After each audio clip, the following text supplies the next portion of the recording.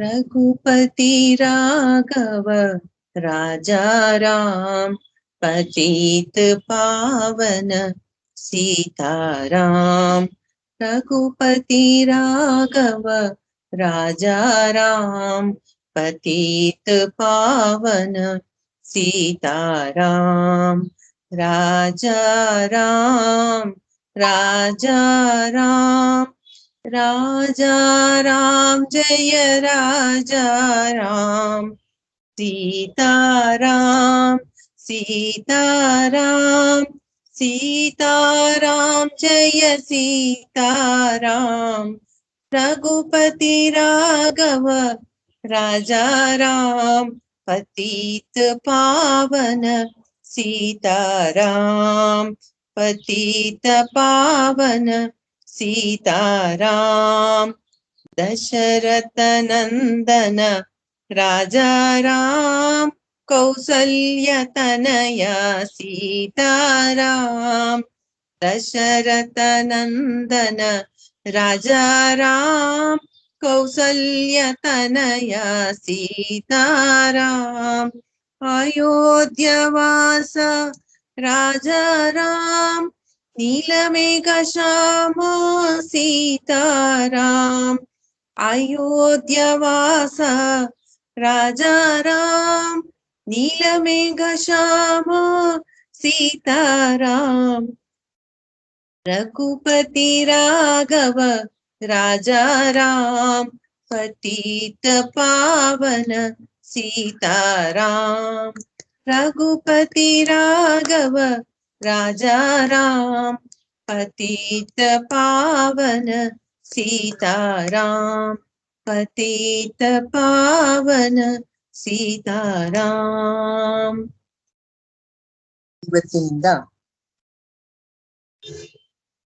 ಭಗವಂತನ ದಯೆಯಿಂದ ಕಿಷ್ಕಿಂಧ ಕಾಂಡವನ್ನ ಉಪನ್ಯಾಸವನ್ನ ಶುರು ಮಾಡೋಣ.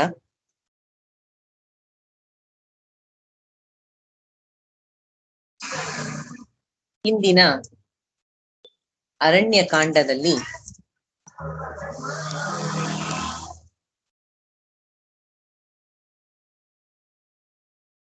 ಕಬಂಧ ಅಂತಕ್ಕಂತಹ ಒಬ್ಬ ರಾಕ್ಷಸನನ್ನ ಸೀತೆಯನ್ನು ಹುಡುಕುತ್ತಾ ಹೊರಟ ರಾಮ ಲಕ್ಷ್ಮಣರು ಕಾಡಿನಲ್ಲಿ ಈ ಕಬಂಧನನ್ನ ಎದುರಾಗ್ತಾರೆ. ಕಬಂಧ ಎರಡು ಕೈಗಳನ್ನ ರಾಮ ಲಕ್ಷ್ಮಣರು ಕತ್ತರಿಸಿ ಹಾಕ್ತಾರೆ. ಅವನು ತನ್ನ ಶಾಪ ವಿಮೋಚನೆಯನ್ನ ಮಾಡಿಕೊಂಡು ರಾಮನಿಗೆ ತನ್ನ ವೃತ್ತಾಂತವನ್ನೆಲ್ಲ ಹೇಳ್ತಾನೆ. ಅವನು ಧನು ಎಂಬ ದೇವತೆ, ಋಷಿಯ ಶಾಪದಿಂದ ಈ ರೀತಿಯ ರಾಕ್ಷಸ ಜನ್ಮ ಬಂದಿರುತ್ತೆ. ರಾಮನ ಒಂದು ಕೃಪೆಯಿಂದ ಶಾಪ ವಿಮೋಚನೆ ಆಗತ್ತೆ. ಅವನು ರಾಮನಿಗೆ ರಾವಣ ಸೀತೆಯನ್ನು ಅಪಹಾರ ಮಾಡಿದಾನೆ, ಅವನು ಎಲ್ಲಿದ್ದಾನೆ, ಅವನ ಸ್ವಭಾವ ಎಂತಹದು ಏನೋ ನನಗೊಂದು ಗೊತ್ತಿಲ್ಲ, ನೀನು ಈ ಕಾಡಲ್ಲಿ ಬಹಳ ದಿನಗಳಿಂದ ಇದೆಯಾ, ನಿನಗೇನಾದ್ರೂ ತಿಳಿದಿರಬಹುದು, ನಾನು ಸೀತೆಯನ್ನ ಹೆಂಗೆ ರಕ್ಷಣೆ ಮಾಡ್ಬೋದು ಹೇಳು ಅಂತ ಕೇಳ್ತಾನೆ. ಆಗ ಕಬಂಧ ಹೇಳ್ತಾನೆ, ನನ್ನ ಶಾಪ ವಿಮೋಚನೆಗೆ ನೀನು ಕಾರಣ ಆಗಿದೀಯಾ, ನಾನು ನಿನಗೆ ಹೇಳ್ತೀನಿ ಅಂತ ಹೇಳಿ ಸುಗ್ರೀವ ಅಂತ ಒಬ್ಬ ವಾನರ ರಾಜ ಇದ್ದಾನೆ. ಅವನನ್ನ ಅವನ ಅಣ್ಣ ವಾಲಿ ರಾಜ್ಯದಿಂದ ಹೊರಗಿಟ್ಟಿದ್ದಾನೆ. ಸುಗ್ರೀವ ನಿನಗೆ ಅವನ ಫ್ರೆಂಡ್ಶಿಪ್ ಮಾಡ್ಕೋ, ಅವನ ಮಿತ್ರನಾಗು, ಸೀತೆಯನ್ನು ಹುಡುಕೋದ್ರಲ್ಲಿ ನಿನಗೆ ಅವನು ಸಹಾಯ ಮಾಡ್ತಾನೆ. ಅವರಿಗೂ ನಿನ್ನ ಸಹಾಯ ಬೇಕಾಗಿದೆ. ಅವನು ರಾಜ್ಯ ಭ್ರಷ್ಟನಾಗಿದ್ದಾನೆ. ಅವನು 4 ಜನ ತನ್ನ ಸ್ನೇಹಿತರೊಂದಿಗೆ ಪಂಪಾ ಸರೋವರದ ಹತ್ರ ಇರ್ತಾನೆ. ಅಲ್ಲಿರೋ ಋಷ್ಯಮುಖ ಪರ್ವತದಲ್ಲಿ ಅವನು ವಾಸ ಮಾಡ್ತಾ ಇದ್ದಾನೆ. ಅವನು ತುಂಬಾ ಧೈರ್ಯಶಾಲಿ, ಕೊಟ್ಟ ಮಾತಂತೆ ನಡೀತಾನೆ, ಮಹಾಬಲಶಾಲಿ, ಕೆಲಸದಲ್ಲಿ ಕಾರ್ಯ ಕುಶಲತೆಯಲ್ಲಿ ಎತ್ತಿದ ಕೈ. ನೀನು ಅವನು ಕಪಿ ಅಂತ ಉದಾಸೀನ ಮಾಡಬೇಡ. ಅವನ ಸ್ನೇಹ ಮಾಡು. ಇಲ್ಲಿಂದ ಪಶ್ಚಿಮ ದಿಕ್ಕಿಗೆ ಹೋಗು. ಅಲ್ಲಿ ಹೋಗುವ ಮುಂದೆ ಅಲ್ಲಿ ಮತಂಗ ಋಷಿಗಳ ಆಶ್ರಮವಿದೆ. ಅಲ್ಲಿ ಶಬರಿ ಎಂಬ ಒಬ್ಬ ವೃದ್ಧೆ ಇದ್ದಾಳೆ.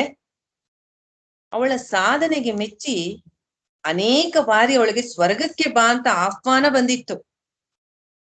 ಆದರೆ ನೀನು ದಂಡಕಾರಣ್ಯಕ್ಕೆ ಬಂದಿರೋದನ್ನು ಕೇಳಿದ ಅವಳು ನಿನ್ನ ದರ್ಶನಕ್ಕಾಗಿ ಗುರು ಆದೇಶದಂತೆ ಕಾಯ್ತಾ ಇದ್ದಾಳೆ. ಆ ಪಂಪಾ ಸರೋವರದ ಹತ್ರ ಇರುವಂತಹ ಒಂದು ಆಶ್ರಮ ಇದೆ. ಅಲ್ಲಿ ಮತಂಗ ವನ ಇದೆ. ಆ ಆಶ್ರಮಕ್ಕೆ ನೀನು ಹೋಗು, ನಿನಗೆ ಶಾಂತಿ ಸಮಾಧಾನಗಳು ಸಿಗತ್ತೆ ರಾಮ ಅಂತ. ನಿನಗೆ ಋಷ್ಯಮುಖ ಪರ್ವತಕ್ಕೆ ಹೋಗು, ಅಲ್ಲಿ ವಾನರರನ್ನೆಲ್ಲ ಸುಗ್ರೀವನ ಒಂದು ಸ್ನೇಹ ಮಾಡು, ಅವರು ನಿನಗೆ ಸೀತಾ ಅನ್ವೇಷಣೆಯಲ್ಲಿ ಸಹಾಯ ಮಾಡ್ತಾರೆ ಅಂತ ಹೇಳಿ ಕಳಿಸ್ತಾನೆ. ಯಾರು? ಕಬಂದ ಅಂತ ರಾಕ್ಷಸನಾಗಿದ್ದ ಧನು ಎಂಬ ದೇವತೆ. ಆ ಕಬಂದನ ಮಾರ್ಗದರ್ಶನ, ಅವನ ಮಾತು ರಾಮ ಲಕ್ಷ್ಮಣರಿಗೆ ಎಷ್ಟೋ ಸಂತೋಷ ಆಗತ್ತೆ. ಇಬ್ರು ದಿಕ್ಕು ಏನು ಮಾಡ್ಬೇಕು ಅಂತ ಗೊತ್ತಾಗಲ್ಲ, ಎಲ್ಲಿ ಹುಡುಕ್ಬೇಕು ಸೀತೆನ ಅಂತ ಗೊತ್ತಿಲ್ಲದೆ ಅಲಿತಾ ಇರ್ತಾರಲ್ಲ, ಅವನ ಮಾತಿನಂತೆ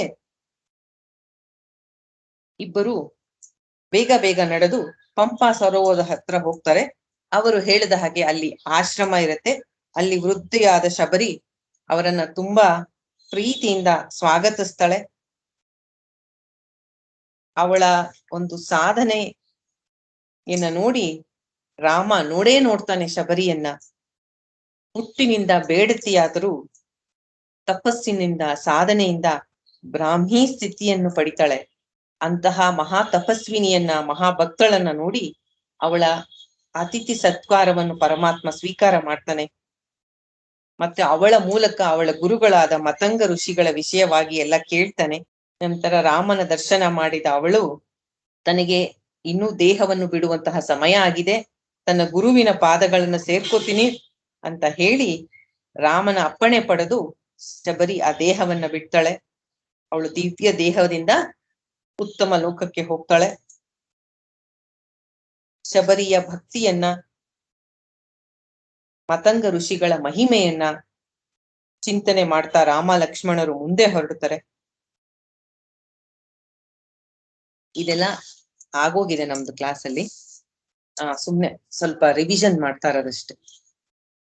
ಇಬ್ಬರು ಬೇಗ ಬೇಗ ನಡೆದು ಪಂಪಾ ಸರೋವರದ ಹತ್ರ ಇರೋ ಋಷ್ಯಮುಖ ಪರ್ವತದ ಹತ್ರ ಬರ್ತಾರೆ.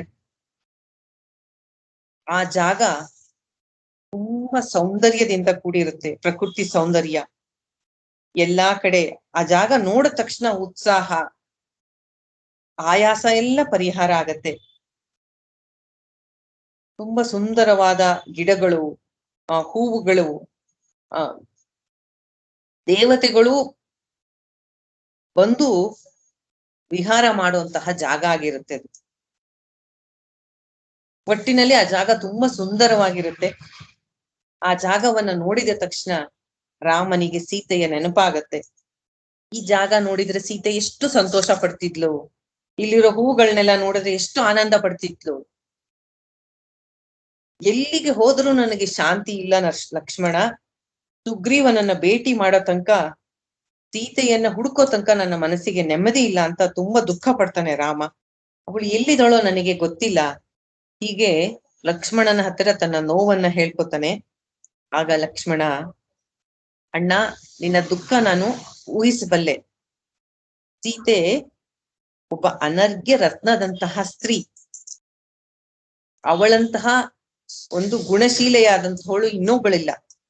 ಆದರೆ ರಾಮ, ಇದು ದುಃಖ ಪಡುವಂತಹ ಸಮಯ ಅಲ್ಲ, ಇದು ಧೈರ್ಯದಿಂದ ಸಾಧನೆ ಮಾಡ್ಬೇಕು. ನೀನೀಗ ಸೀತೆಯನ್ನ ಹುಡುಕ್ಬೇಕು ನಾವು. ನಿನ್ನಂತಹ ಬುದ್ಧಿವಂತನಿಗೆ ಈ ದುಃಖ ಗೆಲ್ಲೋದು ಏನೂ ಕಷ್ಟ ಅಲ್ಲ. ನೀ ನೋಡು, ಹಿಂದೆ ಭರತನಿಗೆ ಪಟ್ಟ ಕಟ್ಟಿ ನೀನ್ ಕಾಡಿಗೆ ಹೋಗುವಂತ ತಕ್ಷಣ ಒಂದು ನಿಮಿಷವೂ ಚಿಂತೆ ಮಾಡದೆ ಕಾಡಿಗೆ ನಡೆದು ಬಿಟ್ಟಿಯಲ್ಲ. ಎಂತೆಂತ ಕಷ್ಟಗಳು ಬಂದ್ರೂ ನೀನು ವಿಚಲಿತನಾಗಿಲ್ಲ. ಅದನ್ನೆಲ್ಲ ನೆನಪು ಮಾಡ್ಕೊ. ಧೈರ್ಯ, ಸ್ಥೈರ್ಯ, ಸಹನೆ ನಿನ್ನ ಸಹಜ ಸ್ವಭಾವ.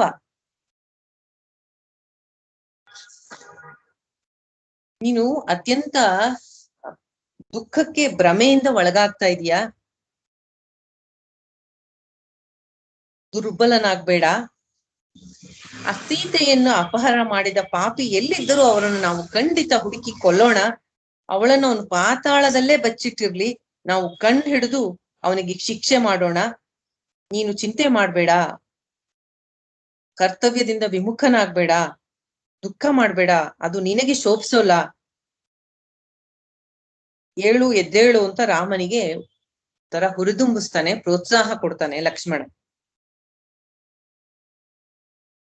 ಲಕ್ಷ್ಮಣನ ಮಾತುಗಳು ರಾಮನಿಗೆ ಬಹಳ ಸಮಾಧಾನ ಕೊಡುತ್ತೆ. ನಿರಾಸೆಯಿಂದ ಮೇಲೆದ್ದು ಧೈರ್ಯ ತಂದ್ಕೋತಾನೆ. ಇಬ್ಬರು ಋಷ್ಯಮುಖ ಪರ್ವತದ ಹತ್ರ ಹೊರಡ್ತಾರೆ. ಇಲ್ಲಿ ಒಂದು ಪಾಯಿಂಟ್ ಅನ್ನ ನಾವು ಚಿಂತೆ ಮಾಡ್ಬೇಕು. ರಾಮನಿಗೆ ಹಿಂದೆ ಇದೇ ರೀತಿ ಸೀತೆಯು ಬುದ್ಧಿ ಹೇಳಿರ್ತಾಳೆ. ನೆನ್ಪಿದ್ಯಾ ಯಾರಿಗಾರು? ಅರಣ್ಯಕಾಂಡ ಮಾಡ್ಬೇಕಾರೆ ಹೇಳಿದ್ದೆ. ಸೀತೆಯು ಇದೇ ರೀತಿ ರಾಮನಿಗೆ ಒಂದು ಬುದ್ಧಿ, ಇವಾಗ ಲಕ್ಷ್ಮಣ ಹೇಳದ್ನಲ್ಲ ಅದೇ ತರ ಸೀತೆಯನ್ನು ಬುದ್ಧಿವಾದ ಹೇಳಿರ್ತಾಳೆ. ಏನು ನೆನ್ಪಿದ್ಯಾ ಯಾರಿಗಾರು? ದಂಡಕಾರಣ್ಯದಲ್ಲಿ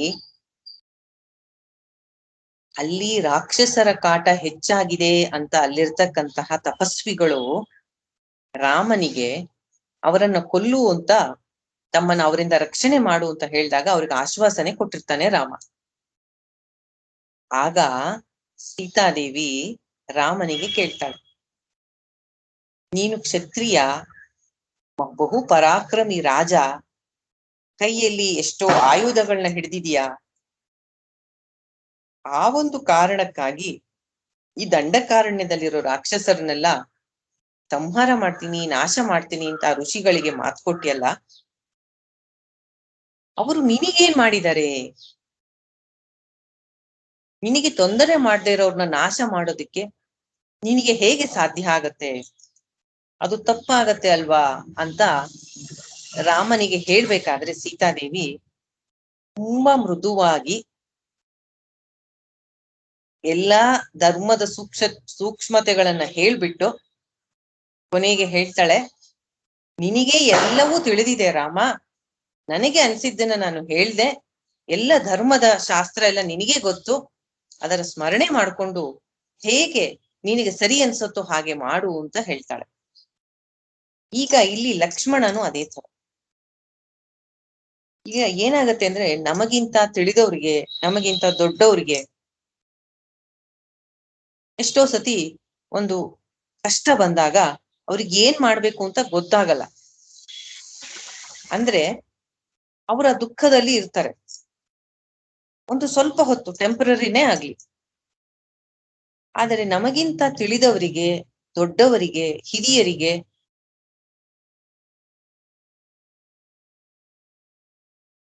ಕೆಲವು ಸಂದರ್ಭಗಳಲ್ಲಿ, ವಿಶೇಷ ಸಂದರ್ಭಗಳಲ್ಲಿ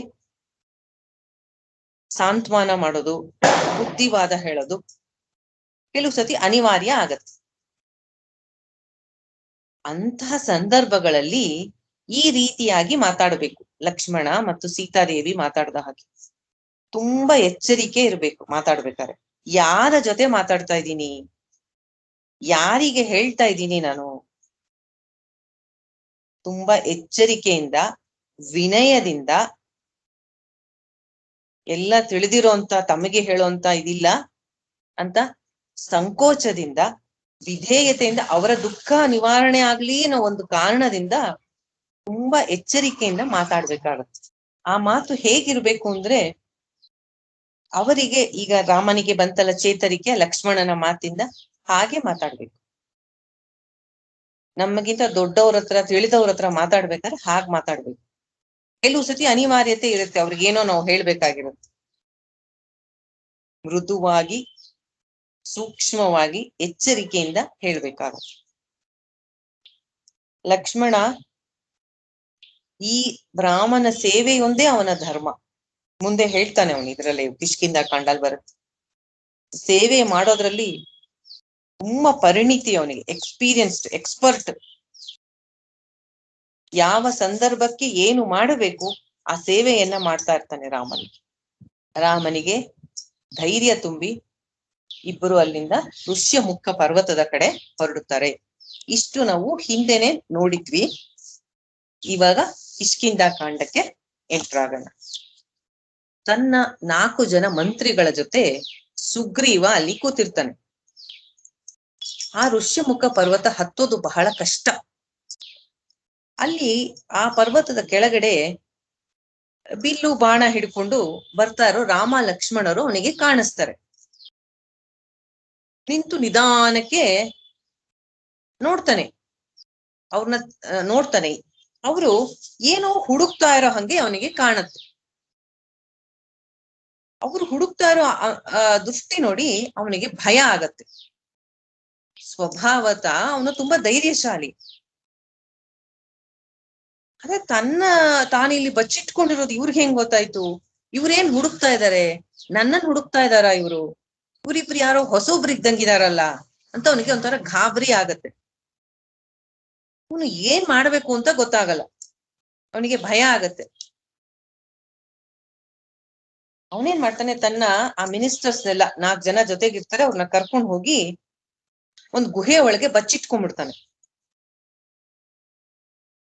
ಅವನಿಗೆ ಯಾತಕ್ ಭಯ ಆಯ್ತು ಅಂದ್ರೆ, ಅವರಿಬ್ರು ಕೈಯಲ್ಲಿ ಬಿಲ್ಲು ಬಾಣ ಹಿಡ್ಕೊಂಡ್ ಬರ್ತಾ ಇರ್ತಾರೆ, ಏನೋ ಹುಡುಕ್ತಿರ್ತಾರಲ್ಲ, ಅವ್ರ ಹತ್ರ ಆಯುಧಗಳನ್ನ ಹಿಡ್ಕೊಂಡ್ ಬಂದಿರೋದೇ ಅವನಿಗೆ ಭಯ ಆಗತ್ತೆ.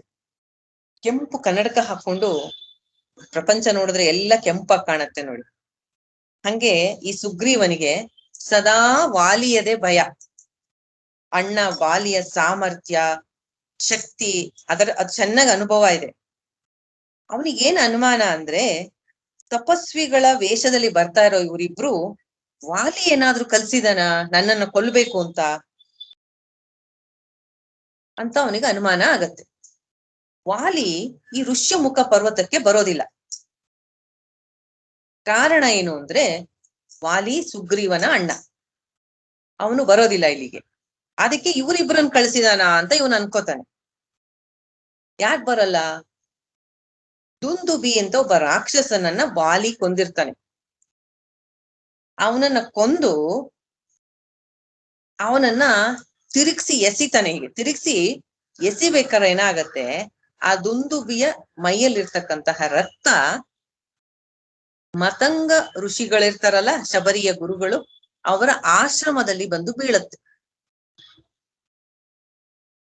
ಮತಂಗ ಋಷಿಗಳಿಗೆ ತುಂಬಾ ಬೇಸರ ಮತ್ತೆ ಕೋಪನೂ ಬರುತ್ತೆ.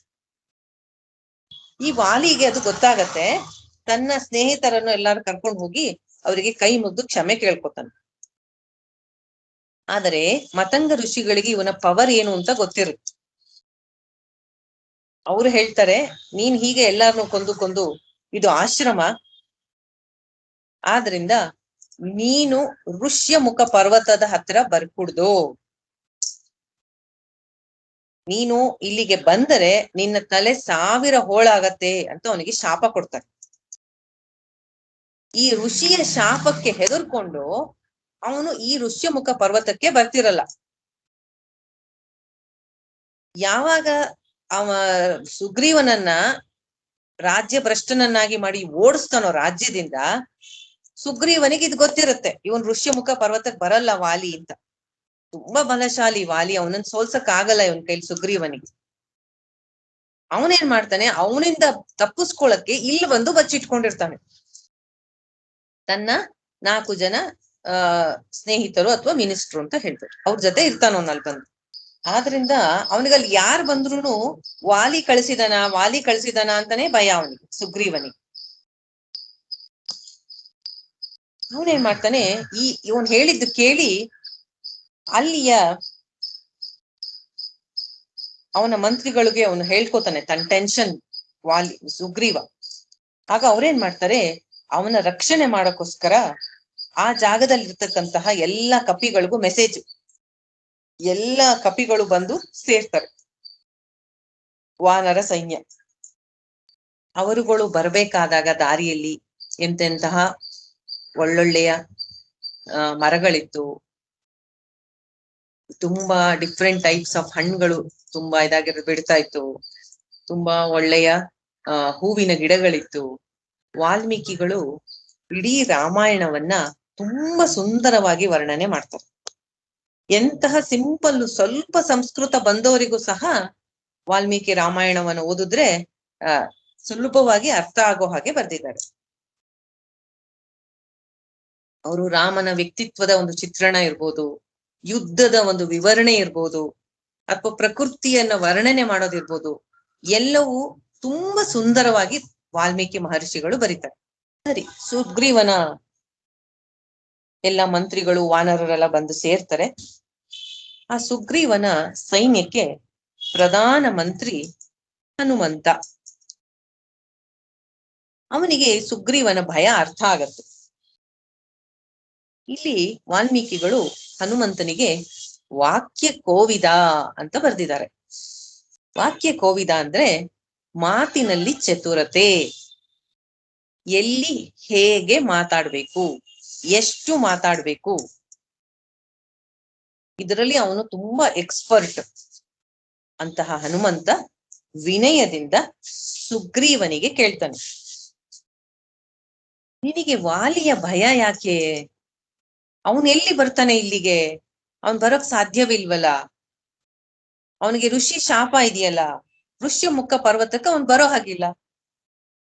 ಇದು ನಮಗೆ ತುಂಬಾ ಕ್ಷೇಮವಾದ ಜಾಗ ಅಲ್ವಾ? ನೀನು ತುಂಬಾ ವಿವೇಕಿ, ಚೆನ್ನಾಗಿ ಯೋಚನೆ ಮಾಡುವಂತವನು, ಈ ಭಯ ಬಿಟ್ಬಿಡು ಅಂತ ಹನುಮಂತ ಸುಗ್ರೀವನಿಗೆ ಹೇಳ್ತಾನೆ.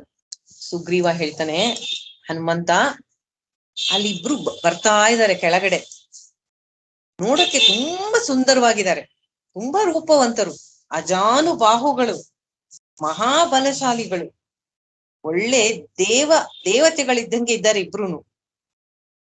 ಆದ್ರೆ ಅವರ ಕೈಯಲ್ಲಿ ಶಸ್ತ್ರಗಳಿದೆ, ಆಯುಧಗಳಿದೆ, ಅದು ನನಗೆ ಭಯ ಆಗ್ತಾ ಇರೋದು. ಅವರು ತಾನು ಬರಕ್ಕಾಗಲ್ಲ ಸರಿ, ವಾಲಿ ಇವ್ರನ್ನ ಕಳ್ಸಿದಾನೆ ನನ್ನನ್ನು ಕೊಲ್ಲಕ್ಕೆ. ನಾನು ನಿಮ್ಮೆಲ್ಲರ ರಾಜ, ನಿಮ್ಮೆಲ್ಲರನ್ನು ಪ್ರೊಟೆಕ್ಟ್ ಮಾಡೋದು ನನ್ನ ಕರ್ತವ್ಯ. ಅವರು ಯಾರೋ ಅಂತ ನಾನು ಹಾಗೆ ಬಿಡೋಕ್ಕಾಗಲ್ಲ. ಅವರು ಯಾರು ಅಂತ ತಿಳ್ಕೊಳ್ಳೋದು ಒಳ್ಳೇದು. ನೀನೇ ಬೆಸ್ಟ್ ಹನುಮಂತ, ನೀನು ಹೋಗಿ ಅವರಿಬ್ಬರನ್ನ ವಿಚಾರಣೆ ಮಾಡು. ಹನುಮಂತ, ನೀನು ತುಂಬಾ ಚೆನ್ನಾಗಿ ಮಾತಾಡ್ತೀಯ, ನಿನಗೆ ಎಲ್ಲ ಕುಶಲತೆ ಇದೆ, ನೀನು ಅವರಿಬ್ಬರ ಹತ್ರ ಹೋಗು. ಅವರ ಹತ್ರ ಹೋಗಿ ಅವ್ರು ಯಾಕೆ ಇಲ್ಲಿಗೆ ಬಂದಿದ್ದಾರೆ ಅಂತ ತಿಳ್ಕೊ. ನೀನು ತುಂಬಾ ಬುದ್ಧಿವಂತಿಕೆಯಿಂದ ಸಾಧನೆ ಮಾಡ್ತಿ ಇದನ್ನ.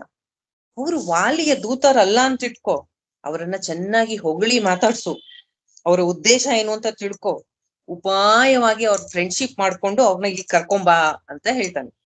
ಇನ್ನೂ ಒಂದ್ ಮಾತು ಹೇಳ್ತಾನೆ, ನೀನು ಅವ್ರ ಹತ್ರ ಮಾತಾಡ್ತಾ ಇರ್ತೀಯಲ್ಲ, ನನಗೆ ಕಾಣೋ ಹಂಗೆ ನಿಂತ್ಕೋ, ನಾನು ನೋಡ್ಬೇಕು ನೀನ್ ಏನ್ ಹೇಳ್ದೆ ಅವ್ರೇನ್ ಹೇಳಿದ್ರು ಎಲ್ಲ ನನಗೆ ಕಾಣಿಸ್ತಾ ಇರ್ಬೇಕು, ಹಾಗ್ ನಿಂತ್ಕೊಂಡು ಮಾತಾಡು ಅಂತ ಹನುಮಂತನಿಗೆ ಹೇಳ್ತಾನೆ.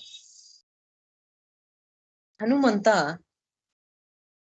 ಆಯ್ತು ಅಂತ ಒಪ್ಕೊಂಡು ರಾಮ ಲಕ್ಷ್ಮಣರು ಇರೋ ಕಡೆಗೆ ಹೊರಡ್ತಾನೆ.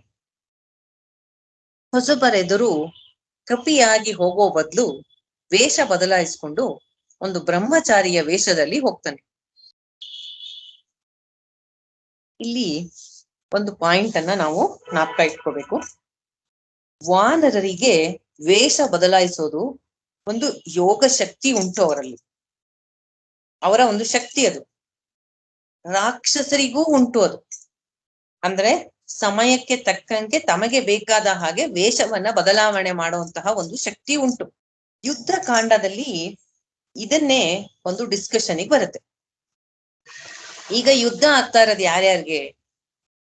ರಾಮನ ಸೈನ್ಯದಲ್ಲಿರ್ತಕ್ಕಂತಹ ವಾನರರಿಗೆ ಮತ್ತು ಆ ಕಡೆ ರಾಕ್ಷಸರು ರಾವಣನ ಕಡೆ, ಇಬ್ಬರಿಗೂ ಆ ಕೆಪಾಸಿಟಿ ಇದೆ, ವೇಷ ಬದಲಾವಣೆ ಮಾಡುವಂತಹದ್ದು, ಆ ಮಾಯಾ ಶಕ್ತಿ ಇರುತ್ತೆ ಅವ್ರಿಗೆ. ಆಗ ರಾಮ, ಲಕ್ಷ್ಮಣ, ವಿಭೀಷಣ, ಸುಗ್ರೀವ ಎಲ್ಲ ಕುತ್ಕೊಂಡು ಒಂದು ಮೀಟಿಂಗ್ ಮಾಡ್ತಾರಂತ. ಏನಂತ ಅಂದ್ರೆ, ನಮ್ಮ ಕಡೆಯವರು ಆ ಶಕ್ತಿ ಇದ್ರು ಯಾರು ವೇಷವನ್ನ ಬದಲಾವಣೆ ಮಾಡಬಾರದು, ಹಾಗೆ ಮಾಡಿದರೆ ನಮಗೆ ನಮ್ಮವ್ರು ಯಾರು ಶತ್ರುಗಳು ಯಾರು ಅಂತ ಗೊತ್ತಾಗಲ್ಲ. ವಾನರರೆಲ್ಲ ವಾನರ ಹಾಗೇ ಇರಬೇಕು ಯುದ್ಧ ಭೂಮಿಯಲ್ಲಿ, ಇಲ್ಲದಿದ್ದರೆ ನನ್ನ ಬಾಣಕ್ಕೆ ನಮ್ಮವರೇ ತುತ್ತಾಗ್ತಾರೆ. ಯಾರು ವೇಷವನ್ನ ಬದಲಾವಣೆ ಮಾಡಬಾರ್ದು.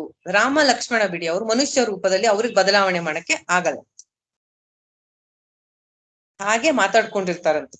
ಈಗ ಒಂದು ಪ್ರಶ್ನೆ ಬರುತ್ತೆ, ಎಲ್ಲವನ್ನು ನಾವು ನಮ್ಮ ಬುದ್ಧಿಯಿಂದ, ಲಿಮಿಟೆಡ್ ಆಗಿರ್ತಕ್ಕಂತಹ ನಮ್ಮ ನಾಲೆಡ್ಜ್ ಇಂದ ತುಂಬಾ ತರ್ಕಗಳನ್ನ ಮಾಡ್ತೀವಿ. ರಾಮಾಯಣ ಒಂದು ಆಧ್ಯಾತ್ಮಿಕ ಗ್ರಂಥ. ಅದನ್ನ ನಾವು ಈ ಜಗತ್ತಿನ ಲಾಜಿಕ್ಗೆ ಇದ್ ಮಾಡ್ತೀವಿ. ಏನಂತ ಮಾಡ್ತೀವಿ? ಹನುಮಂತನ್ ಬಾಲಕ್ ಬೆಂಕಿ ಹತ್ಬಿಟ್ಟು ಅವನ್ಗೇನ್ ಸುಡ್ಲೇ ಇಲ್ವಾ? ಯಾರಿಗ್ ಬೆಂಕಿ ತಾಕಿದ್ರು ಸುಡತ್ತೆ. ಸೀತಾದೇವಿ ಅಗ್ನಿ ಪ್ರವೇಶ ಮಾಡಿದ್ರು ಅವಳಿಗೇನ್ ಸುಡ್ಲೇ ಇಲ್ವಾ? ಈ ವಾನರರೆಲ್ಲ ಹೆಂಗೆ ಮಾತಾಡ್ತಾ ಇದ್ರು ಅವಾಗ, ಇವಾಗ ಯಾಕೆ ಕಪಿಗಳು ಮಾತಾಡಲ್ಲ? ಈ ತರದ ಏನೇನೋ ಪ್ರಶ್ನೆಗಳು, ತರ್ಕಗಳನ್ನ ಉಪಯೋಗಿಸ್ತೀವಿ. ಅದಕ್ಕೆ ರಾಮಾನುಜಾಚಾರ್ಯರು ಬರೀತಾರೆ, ನಿಮ್ಮ ತರ್ಕ, ನಿಮ್ಮ ಒಂದು ಏನ್ ಲಾಜಿಕ್ ಇದೆ ಅದು ನಿಮ್ ಲಿಮಿಟೆಡ್ ನಾಲೆಡ್ಜ್ ಇಂದ ಬಂದಂತಹದ್ದು. ಮತ್ತೆ ಈ ಲೋಕದ ಲೌಕಿಕ ಜ್ಞಾನ ಅದು ಸ್ವಲ್ಪ ಇದೆ, ಜಾಸ್ತಿ ಏನಿಲ್ಲ. ಅದನ್ನ ಇಟ್ಕೊಂಡು ರಾಮಾಯಣದಂತಹ ಆಧ್ಯಾತ್ಮಿಕ ಗ್ರಂಥವನ್ನ ಅಳಿಬೇಡಿ. ಈ ಲೋಕದ ಲಾಜಿಕ್ನ ಅದಕ್ಕೆ ಅಪ್ಲೈ ಮಾಡಬೇಡಿ. ಯಾವಾಗಲೂ ಆಧ್ಯಾತ್ಮಿಕ ಗ್ರಂಥಗಳು ಓದ್ಬೇಕಾದ್ರೆ ಶ್ರದ್ಧೆಯಿಂದ, ಭಕ್ತಿಯಿಂದ, ಆ ದೃಷ್ಟಿಕೋನದಿಂದ, ಇದರಿಂದ ನಾನು ಕಲಿಬೇಕಾದದ್ದು ಏನಿದೆ ಅಂತ ತಿಳಿಯೋದಕ್ಕೋಸ್ಕರ ಓದಿ ತಿಳ್ಕೊಳ್ಳುವಂತಹದ್ದು. ಆ ದೃಷ್ಟಿಕೋನದಿಂದ ಇದನ್ನ ಅರ್ಥ ಮಾಡ್ಕೋಬೇಕು. ಆದ್ರಿಂದ ಇಲ್ಲಿ ಒಬ್ಬ ಬುದ್ಧಿವಂತನಾದವನು, ಅವ್ರು ಯಾರೋ ಹೊಸಬ್ರು, ಅವರ ಮುಂದೆ ಕಪಿ ವೇಷದಲ್ಲಿ ಹೋಗಬಾರ್ದು ಅಂತ ಒಂದು ಬುದ್ಧಿವಂತಿಕೆಯನ್ನ ಉಪಯೋಗಿಸಿಕೊಂಡು ಒಬ್ಬ ಬ್ರಹ್ಮಚಾರಿಯ ವೇಷದಲ್ಲಿ ಬರ್ತಾನೆ, ಒಬ್ಬ ಬ್ರಾಹ್ಮಣನ ವೇಷದಲ್ಲಿ ಬರ್ತಾನೆ. ಹನುಮಂತನನ್ನೇ ಯಾಕೆ ಕಳಿಸ್ದ ಸುಗ್ರೀವ ಅಂದ್ರೆ, ಅಷ್ಟ ಸಿದ್ಧಿಗಳು ವಿಶೇಷತೆ ಅವನಲ್ಲಿ, ಎಲ್ಲ ಅಷ್ಟ ಸಿದ್ಧಿಗಳು ಅವನಲ್ಲಿತ್ತು. ಅಣಿಮ, ಮಹಿಮ, ಗರಿಮ, ಯಾವ ಬೇಕಾದರೂ ರೂಪವನ್ನು ತಗೊಳ್ಳುವಂತಹ ಶಕ್ತಿ, ಎಲ್ಲ ಸಿದ್ಧಿಗಳು ಅವನಲ್ಲಿ ಇತ್ತು. ಬ್ರಹ್ಮಚಾರಿಯ ವೇಷದಲ್ಲಿ ಹೊರಟ ಹನುಮಂತ ರಾಮ ಲಕ್ಷ್ಮಣರನ್ನ ನೋಡ್ತಾನೆ. ಅವರ ಹತ್ರ ತುಂಬಾ ಮಧುರವಾಗಿ ಮಾತಾಡ್ತಾನೆ. ಅವರನ್ನ, ಆ ಪ್ರದೇಶಕ್ಕೆ ಬಂದಂತ ಹೊಸಬರನ್ನ ಸ್ವಾಗತ ಮಾಡ್ತಾನೆ. ರಾಮ ಲಕ್ಷ್ಮಣರಿಗೆ ಕೇಳ್ತಾನೆ, ನೀವ್ ಯಾರು? ದೇವತೆಗಳಂತೆ, ರಾಜ ಋಷಿಗಳಂತೆ ಇದೀರಲ್ಲ, ಏನನ್ನೋ ಹುಡುಕ್ತಾ ಇದೀರಲ್ಲ. ನಾನು ಆಗ್ಲಿಂದನೂ ನಿಮ್ಮಿಬ್ರನ್ನ ನೋಡ್ತಾ ಇದ್ದೀನಿ. ನೀವ್ ಯಾರಿರ್ಬೋದು ಅಂತ ನಂಗೆ ಕುತೂಹಲ ಆಗ್ತಾ ಇದೆ. ಸನ್ಯಾಸಿಗಳ ಅಂತ ಅನ್ಕೊಳ್ಳೋದಕ್ಕೆ ನಿಮ್ ಕೈಯಲ್ಲಿ ಆಯುಧಗಳಿದೆ. ನಿಮ್ಮ ಈ ಸುಂದರವಾದ ರೂಪ ನನ್ನ ಮನಸ್ಸನ್ನ ಸೆರೆ ಹಿಡಿದಿದೆ. ನೀವು ತಪಸ್ವಿ ವೇಷದಲ್ಲಿರುವ ಯಾರಾದರೂ ರಾಜಕುಮಾರರ? ಸೂರ್ಯ ಚಂದ್ರನೇ ಭೂಮಿಗೆ ಇಳಿದು ಬಂದಂಗೆ ಕಾಣ್ತಾ ಇದ್ದೀರಾ. ಈ ನಿರ್ಜನ ಪ್ರದೇಶದಲ್ಲಿ ಯಾಕೆ ಒಬ್ರು ಸುತ್ತೋಡಿತಾ ಇದ್ದೀರಾ ಇಲ್ಲಿ ಅಂತ ಹೇಳಿ, ನನ್ನ ವಿಚಾರವನ್ನ ಹೇಳ್ತೀನಿ ಕೇಳಿ. ಇಲ್ಲಿ ಸುಗ್ರೀವ ಅಂತ ಒಬ್ಬ ವಾನರ ಶ್ರೇಷ್ಠ ಇದ್ದಾನೆ. ಅವನ ಅಣ್ಣನಿಂದ ತೊಂದರೆ ಉಂಟಾಗಿ ರಾಜ್ಯ ಭ್ರಷ್ಟನಾಗಿದ್ದಾನೆ. ಈ ಋಷ್ಯ ಮುಖ ಪರ್ವತದಲ್ಲಿ ತಲೆ ಮರೆಸ್ಕೊಂಡಿದ್ದಾನೆ. ನನ್ನ ಹೆಸರು ಹನುಮಂತ ಅಂತ. ನಾನು ಅವನ ಮಂತ್ರಿಗಳಲ್ಲಿ ಒಬ್ಬ. ನೀವು ಯಾರು ಅಂತ ತಿಳ್ಕೊಂಬರೋದಕ್ ನನ್ನನ್ನು ಕಳಿಸಿದ್ದಾನೆ. ಅವನಿಗೆ ನಿಮ್ಮ ಸ್ನೇಹ ಬೇಕು. ನಾನು ವಾಯುಪುತ್ರ, ವಾನರ ನಾನು, ಆದ್ರೆ ನಿಮ್ ಮುಂದೆ ಬ್ರಹ್ಮಚಾರಿ ವೇಷದಲ್ಲಿ ಬಂದಿದ್ದೀನಿ ಅಂತ ಹೇಳಿ ಅವರ ಉತ್ತರಕ್ಕಾಗಿ ಕಾಯ್ತಾ ನಿಂತ್ಕೋತಾನೆ. ಇಲ್ಲಿ ಆಗಿದ್ದೇನು, ಅವರಿಬ್ರು ಯಾರು ಅಂತ ತಿಳ್ಕೊಂಬಾ ಅಂತ ಸುಗ್ರೀವ ಕಳಿಸಿತ್ತು. ಆದರೆ ರಾಮ ಲಕ್ಷ್ಮಣರ ಹತ್ತಿರ ಹೋದಂಗೆ ಹನುಮಂತ ಅವರನ್ನು ಯಾರು ಅಂತ ಕೇಳ್ದ, ಆದರೆ ತನ್ನ ಬಗ್ಗೆನೂ ಹೇಳ್ಬಿಟ್ಟ. ರಾಮನಿಗೆ ಹನುಮಂತನ ಈ ಮಾತು ಕೇಳಿ ಬಹಳ ಸಂತೋಷ ಆಗತ್ತೆ. ಲಕ್ಷ್ಮಣನ ಕಡೆ ತಿರುಗಿ ರಾಮ ಹೇಳ್ತಾನೆ, ಲಕ್ಷ್ಮಣ, ನಾವು ಸುಗ್ರೀವನ್ನ ನೋಡ್ಬೇಕು ಅಂತಿದ್ವಿ ಅಲ್ವಾ? ಇವನು ಅವನ ಮಂತ್ರಿ ಅಂತೆ. ಇವನೇ ನಮ್ಮ ಸ್ನೇಹ ಇಷ್ಟಪಟ್ಟು ಬಂದಿದ್ದಾನೆ. ಎಷ್ಟು ಪ್ರಾಮಾಣಿಕನಾಗಿ ಶುದ್ಧ ಅಂತಃಕರಣ ಇರೋವನ ಹಾಗೆ ಕಾಣಿಸ್ತಾನೆ. ಇವನ ಮಾತು ಬಹಳ ಸೊಗಸಾಗಿದೆ. ಒಳ್ಳೆ ವೇದ ಪಾರಂಗತನಂತೆ ಮಾತಾಡ್ತಾನೆ. ಎಷ್ಟು ಚೆನ್ನಾಗಿ ಮಾತಾಡ್ತಾನೆ ಇವನು ಮಾತಾಡೋ ಒಂದು ಪದದಲ್ಲಿ, ಒಂದು ವಾಕ್ಯದಲ್ಲಿ ದೋಷ ಇಲ್ಲ. ಎಂತಹ ಮಧುರವಾದ ಧ್ವನಿ, ಸತ್ಯವಾದ ಹೃದಯದ ಅಂತರಾಳದಿಂದ ಬಂದಂತ ಮಾತು ಇವನ ಮಾತನ್ನ ಕೇಳಿದ್ರೆ ಇವನನ್ನ ನಂಬಬೇಕು ಅಂತ ಅನಿಸ್ತಾ ಇದೆ ಅಂತ ಹೇಳಿ ತುಂಬಾ ಉದ್ದ ಎಕ್ಸ್ಪ್ಲನೇಷನ್ ಇದೆ ಇಲ್ಲಿ. ವಾಲ್ಮೀಕಿಗಳು ಮಾತು ಹೇಗೆ ಆಡ್ಬೇಕು ಅಂತ ಹನುಮಂತನಿಂದ ಕಲಿಬೇಕು ಅಂತ. ಪ್ರಾಮಾಣಿಕತೆ ಇದೆ, ಮನಸ್ಸಿನ ಆಳದಿಂದ ಬಂದಿದೆ, ಒಂದು ಅಪಶಬ್ದ ಇಲ್ಲ, ತುಂಬಾ ಜೋರಾಗೂ ಮಾತಾಡಲ್ಲ, ತುಂಬಾ ಮೆತ್ತಗೂ ಮಾತಾಡಲ್ಲ, ಮಧ್ಯಮ ಸ್ವರದಲ್ಲಿ ಮಾತಾಡ್ತಾನೆ. ರಾಮ ತುಂಬಾ ಪಾಯಿಂಟ್ಸ್ ನ ಲಿಸ್ಟ್ ಮಾಡ್ತಾನೆ, ಮತ್ತೆ ತುಂಬಾ ಏನು ತಪ್ಪಿಲ್ದೆ ಮಾತಾಡ್ತಾನೆ. ಆದ್ರಿಂದನೇ ವಾಕ್ಯ ಕೋವಿದ ಅಂತ ಹನುಮಂತನನ್ನ ಹೇಳಿರೋದು. ಅವನ ಮಾತಿನಲ್ಲಿ, ಅವನ ನಡತೆಯಲ್ಲಿ ಒಂದು ದೋಷವೂ ಇಲ್ಲ. ಇಂತಹ ರತ್ನವನ್ನು ಮಂತ್ರಿಯಾಗಿ ಪಡೆದಿದ್ದಾನಲ್ಲ ಸುಗ್ರೀವ, ಅವನ ಅದೃಷ್ಟ ಎಂಥದು. ಇಂತಹನೊಬ್ಬ ಮಂತ್ರಿ ಇದ್ದು ಬಿಟ್ರೆ ಆ ರಾಜ್ಯದ ಎಲ್ಲ ಕಾರ್ಯಗಳು ಯಶಸ್ವಿ ಆಗೋಗತ್ತೆ ಅಂತ ರಾಮಚಂದ್ರ ಕೊಂಡಾಡ್ತಾನೆ ಹನುಮಂತನನ್ನು. ಇಲ್ಲಿ ಒಂದು ಇಂಪಾರ್ಟೆಂಟ್ ಪಾಯಿಂಟ್ ಅನ್ನ ನಾನು ಹೇಳಕ್ ಇಷ್ಟಪಡ್ತೀನಿ. ಇದು ವಾಲ್ಮೀಕಿ ರಾಮಾಯಣ. ಇದರಲ್ಲಿ ಆತರ ರಾಮನನ್ನ ನೋಡಿದ ತಕ್ಷಣ ಪರಮಾತ್ಮ ಅಂತ ಹೋಗಿ ಹನುಮಂತ ಕಾಲನ್ನ ಹಿಡಿಲಿಲ್ಲ, ಆ ತರ ಇಲ್ಲ ಇಲ್ಲಿ. ಅದೇ ತುಳಸಿದಾಸರು ಬರೆದಂತಹ ರಾಮಚರಿತ ಮಾನಸ ಮತ್ತೆ ಆಧ್ಯಾತ್ಮ ರಾಮಾಯಣ, ಅದರಲ್ಲೆಲ್ಲ ಆ ರೀತಿ ಇದೆ. ಏನಂತ ಇದೆ ಇದರಲ್ಲಿ, ಈ ರಾಮಚರಿತ ಮಾನಸ ಆಗ್ಲಿ ಮತ್ತೆ ಆಧ್ಯಾತ್ಮ ರಾಮಾಯಣ ಆಗಲಿ, ಅದು ಉಮಾ ಮಹೇಶ್ವರರ ಸಂವಾದದಲ್ಲಿ ಇದೆ, ಪಾರ್ವತಿ ಪರಮೇಶ್ವರರ ಸಂವಾದದಲ್ಲಿ ಇದೆ ಅದು. ಅದರಲ್ಲಿ ಈ ತರ ಇದೆ ಆಧ್ಯಾತ್ಮ ರಾಮಾಯಣದಲ್ಲಿ. ಯಾರು ಜಗತ್ತಿನಲ್ಲಿ ಸೃಷ್ಟಿ ಸ್ಥಿತಿ ಲಯಕ್ಕೆ ಕಾರಣಕರ್ತನೋ, ಲೀಲೆಯಿಂದ ಕ್ಷತ್ರಿಯನ ರೂಪದಲ್ಲಿ ಸರ್ವಂತರ್ಯಾಮಿಯಾದ ಈಶ್ವರ ಬಂದಿದಾನೋ, ಅವನ ಪಾದಕ್ಕೆ ನನ್ನ ನಮಸ್ಕಾರ ಅಂತ ಮಾಡ್ತಾನೆ ಹನುಮಂತ ಅಂತ ಆಧ್ಯಾತ್ಮ ರಾಮಾಯಣದಲ್ಲಿ ಇದೆ.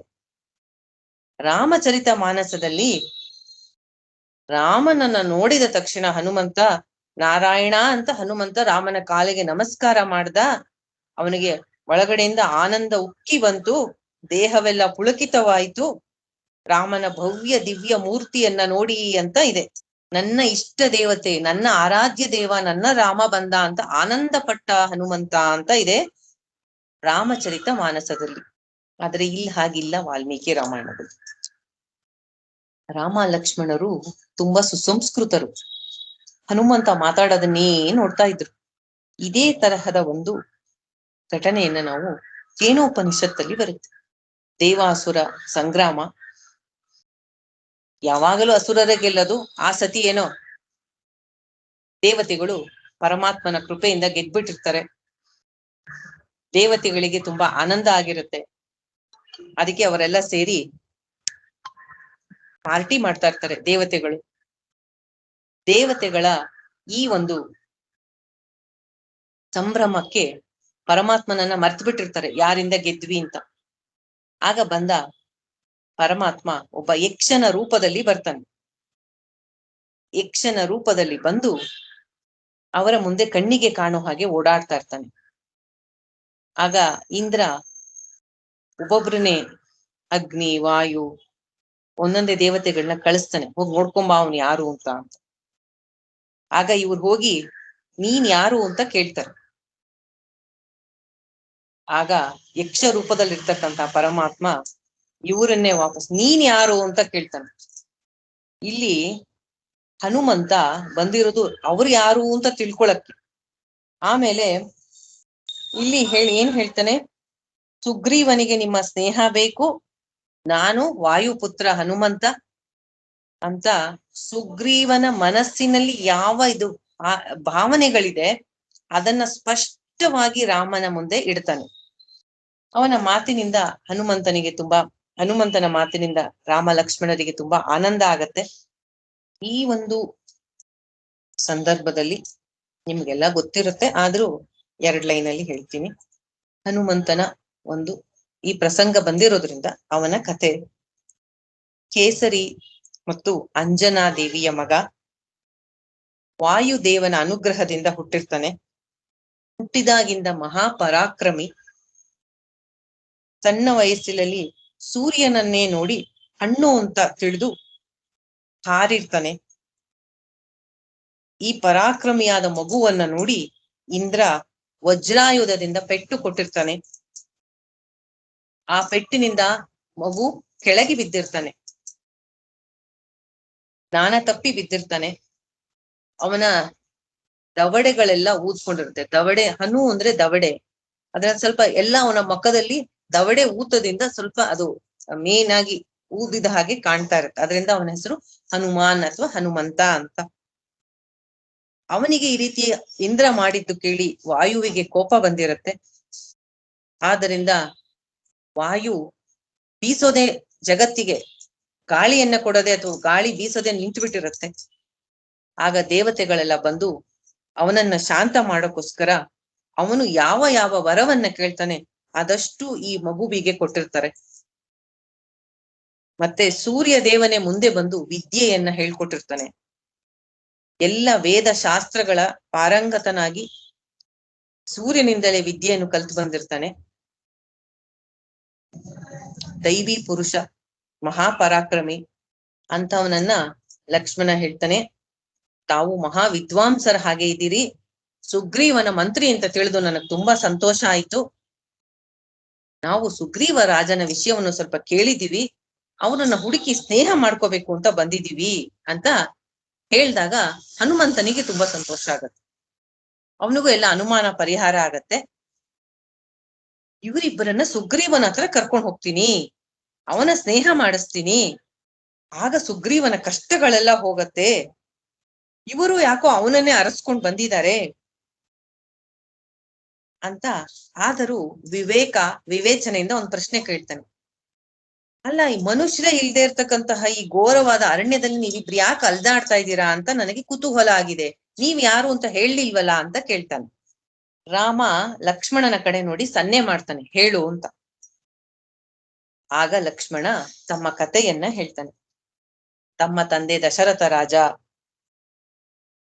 ತುಂಬಾ ಧಾರ್ಮಿಕ ಸ್ವಭಾವದನು, ಯಜ್ಞ ಯಾಗಗಳನ್ನು ಮಾಡ್ತಕ್ಕಂಥವನು. ಅಂತವನಿಗೆ 4 ಜನ ಮಕ್ಕಳು. ಇವನೇ ನನ್ನ ಅಣ್ಣ ಹಿರಿಯವನು ರಾಮಚಂದ್ರ. ನಾನು ಲಕ್ಷ್ಮಣ.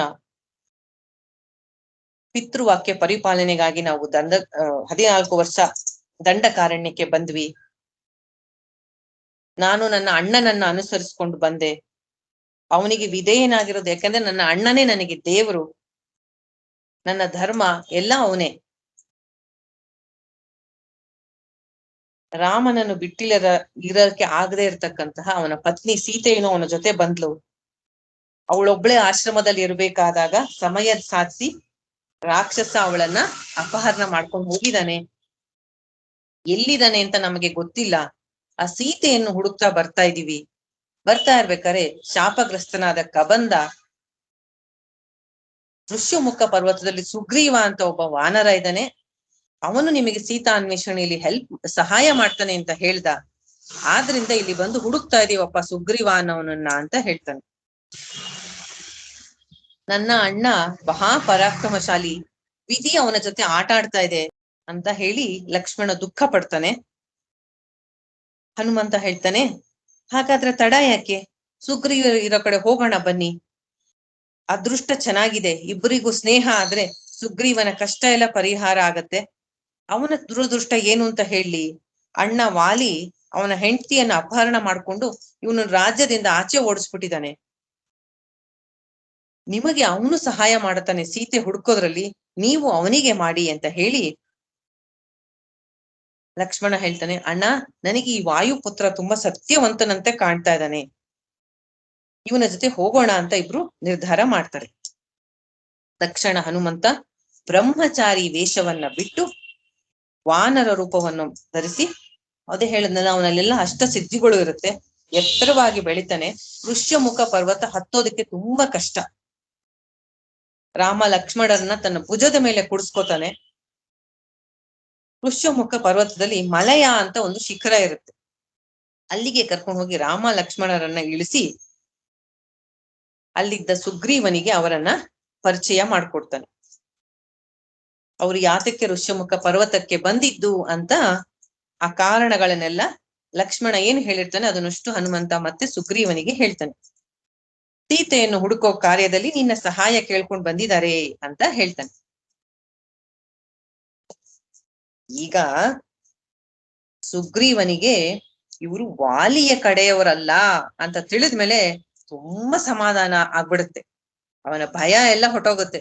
ರಾಮನನ್ನ ಎದ್ದು ಹೋಗಿ ಪ್ರೀತಿಯಿಂದ ಸ್ವಾಗತಿಸ್ತಾನೆ. ಓ ವಾಯುಪುತ್ರ ಹನುಮಂತ, ನಿನ್ನ ಮಹಿಮೆಯೆಲ್ಲ ಹೇಳದ ಬಂದು ನಿನ್ನಂತಹ ರಾಜ ನನ್ನ ಸ್ನೇಹ ಮಾಡ್ತಾ ಇರೋದು ನನ್ನ ಒಂದು ಅದೃಷ್ಟ, ನನಗೆ ಒಂದು ಗೌರವ. ನಿನಗೆ ನನ್ನ ಸ್ನೇಹ ಮಾಡೋದಕ್ಕೆ ಇಷ್ಟ ಇದ್ರೆ ನನ್ನ ಕೈಯನ್ನು ಹಿಡಿ, ನಮ್ಮಿಬ್ಬರ ಸ್ನೇಹ ಎಂದಿಗೂ ನಾಶ ಆಗದೆ ಇರ್ಲಿ ಅಂತ ಪ್ರತಿಜ್ಞೆ ಮಾಡೋಣ ಅಂತ ಹೇಳಿ ರಾಮನಿಗೆ ಕೈ ಕುಲುಕ್ತಾನೆ. ರಾಮ ಸುಗ್ರೀವನನ್ನ ಆಲಿಂಗನ ಮಾಡ್ತಾನೆ. ಅಷ್ಟರಲ್ಲಿ ಹನುಮಂತ ಹೋಗ್ಬಿಟ್ಟು ಬೆಂಕಿಯನ್ನ ಸಿದ್ಧ ಮಾಡ್ತಾನೆ. ಅದು ಒಂದು ಪದ್ಧತಿ, ಒಂದು ಪ್ರತಿಜ್ಞೆ. ನಾವಿಬ್ರು ಸ್ನೇಹಿತರು, ಇನ್ನು ಮುಂದೆ ಸುಖ ದುಃಖಗಳಲ್ಲಿ ಸಮಭಾಗಿಗಳು ಅಂತ ಪ್ರತಿಜ್ಞೆ ಮಾಡ್ಬೇಕಾದ್ರೆ ಅಗ್ನಿ ಸಾಕ್ಷಿಯಾಗಿ ಮಾಡೋದು. ರಾಮ ಮತ್ತು ಸುಗ್ರೀವ ಇಬ್ಬರು ಅಗ್ನಿಗೆ ಪ್ರದಕ್ಷಿಣೆ ಮಾಡ್ತಾರೆ. ಪ್ರದಕ್ಷಿಣೆ ಮಾಡಿ ನಾವಿಬ್ರು ಇನ್ಮೇಲೆ ಗೆಳೆಯರು ಅಂತ ಸಂತೋಷದಿಂದ ಪ್ರತಿಜ್ಞೆ ಮಾಡ್ತಾರೆ. ಇನ್ನು ಮುಂದೆ ನನ್ನ ಸುಖವೇ ನಿನ್ನ ಸುಖ, ನಿನ್ನ ದುಃಖವೇ ನನ್ನ ದುಃಖ, ನಾವಿಬ್ಬರು ಸುಖ ದುಃಖಗಳನ್ನ ಸಮಾನವಾಗಿ ಒಬ್ಬರಿಗೊಬ್ಬರು ಸಹಾಯ ಮಾಡ್ತೀವಿ ಎಂದು ಇಬ್ರು ಒಬ್ರಿಗೊಬ್ರು ಹೇಳ್ಕೊತಾರೆ. ಏನೋ ಇಬ್ಬರಿಗೂ ಒಂದೇನೋ ದೊಡ್ಡ ಸಾಧನೆ ಮಾಡಿದಷ್ಟು ಸಮಾಧಾನ ಆಗತ್ತೆ. ಸುಗ್ರೀವ ಓಡ್ ಹೋಗಿ ಒಂದು ಮರದ ಕೊಂಬೆಯನ್ನ ಮುರಿದು ಬಿಟ್ಟು ತಂದು ಆಸನ ಮಾಡಿ ಅದ್ರ ಮೇಲೆ ರಾಮನನ್ನ ಕೂಡಿಸ್ತಾನೆ. ಇದನ್ನ ನೋಡಿದಾನೆ ಬುದ್ಧಿವಂತ ಹನುಮಂತ ಓಡೋಗಿ ಒಂದು ಗಂಧದ ಮರದ ಒಂದು ಇದನ್ನ ಬ್ರಾಂಚ್ ಅಥವಾ ಶಾಖೆ ಕಿತ್ಕೊಂಡ್ಬಂದು ಲಕ್ಷ್ಮಣನಿಗೆ ಸೀಟ್ ಮಾಡಿ ಅವನನ್ನು ಕೂಡಿಸ್ತಾನೆ. ಈಗ ಸುಗ್ರೀವ ರಾಮನ ಮುಂದೆ ಕಣ್ಣೀರು ಹಾಕೋತಾನೆ. ತನ್ನ ದುರದೃಷ್ಟವನ್ನ ರಾಮನ ಮುಂದೆ ತನ್ನ ಕಥೆಯನ್ನ ಹೇಳ್ತಾನೆ. ನನ್ನ ಅಣ್ಣ ವಾಲಿ ಬಹಳ ಪರಾಕ್ರಮಿ, ನನ್ನನ್ನ ರಾಜ್ಯ ಭ್ರಷ್ಟನನ್ನಾಗಿ ಮಾಡಿದಾನೆ. ಅಷ್ಟೇ ಅಲ್ಲದೆ ನನ್ನ ಹೆಂಡತಿಯನ್ನ ಕದ್ದಿಟ್ಕೊಂಡಿದ್ದಾನೆ. ಈ ವಾಲಿ ಬರದೇ ಇರ್ತಕ್ಕಂತಹ ಜಾಗ ಅಂದ್ರೆ ಈ ಋಷ್ಯಮುಖ ಪರ್ವತ ಮಾತ್ರ. ಆದ್ದರಿಂದ ರಾಮ, ನಾನು ಇಲ್ಲಿ ಬಚ್ಚಿಟ್ಕೊಂಡು ಕೂತಿದ್ದೀನಿ. ನಾನು ನಿನಗೆ ಶರಣಾಗತನಾಗಿದ್ದೇನೆ, ನನ್ನ ಅಣ್ಣನಿಂದ ನನ್ನನ್ನ ರಕ್ಷಣೆ ಮಾಡು ಅಂತ ರಾಮನನ್ನ ಬೇಡ್ಕೋತಾನೆ.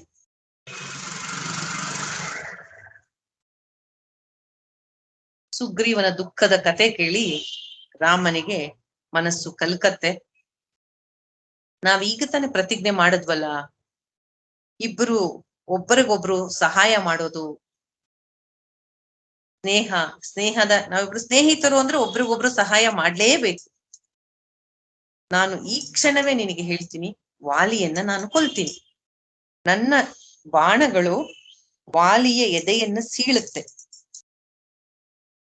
ಇದು ಖಂಡಿತ ಅಂತ ರಾಮ ಪ್ರತಿಜ್ಞೆ ಮಾಡ್ತಾನೆ. ರಾಮನ ಈ ಮಾತುಗಳು ಸುಗ್ರೀವನಿಗೆ ತುಂಬಾ ಸಮಾಧಾನ ಕೊಡುತ್ತೆ. ಯಾಕೆಂದ್ರೆ ಅವನಿಗೆ ತುಂಬಾ ಹೆದರಿಕೆ ವಾಲಿ ಅಂದ್ರೆ. ಹೇಗೆ ರಾಮ ಮತ್ತು ಸುಗ್ರೀವ ಇಲ್ಲಿ ಸ್ನೇಹವನ್ನ ಮಾಡ್ಕೊಂಡಿರ್ತಾರೋ, ಹಿಂದೆ ಇದೇ ರೀತಿ ವಾಲಿ ಮತ್ತು ರಾವಣ ಮಾಡ್ಕೊಂಡಿರ್ತಾರೆ. ಈಗ ಸುಗ್ರೀವನಿಗೆ ತುಂಬಾ ಆನಂದ ಆಗತ್ತೆ. ಅವನ್ ಹೇಳ್ತಾನೆ, ನಿನ್ನ ಮಾತುಗಳು ಕೇಳಿದ್ರೆ ನನ್ನ ರಾಜ್ಯ, ನನ್ನ ಹೆಂಡತಿ ವಾಪಸ್ಸು ಸಿಗ್ತಾರೆ ಅನ್ಸತ್ತೆ. ನನಗೆ ಈ ವಾಲಿಯ ಭಯದಿಂದ ಇವತ್ತಿಂದ ಮುಕ್ತಿ ಸಿಕ್ತು. ಇವತ್ತಿಂದ ನಾನು ಆರಾಮಾಗಿ ಶಾಂತವಾಗಿ ನಿದ್ದೆ ಮಾಡ್ತೀನಿ ಅಂತ ಹೇಳ್ತಾನವನು. ಈಗ ಇಲ್ಲಿ ಒಂದು ಮುಖ್ಯವಾದ ವಿಷಯವನ್ನ ವಾಲ್ಮೀಕಿಗಳು ಬರೀತಾರೆ.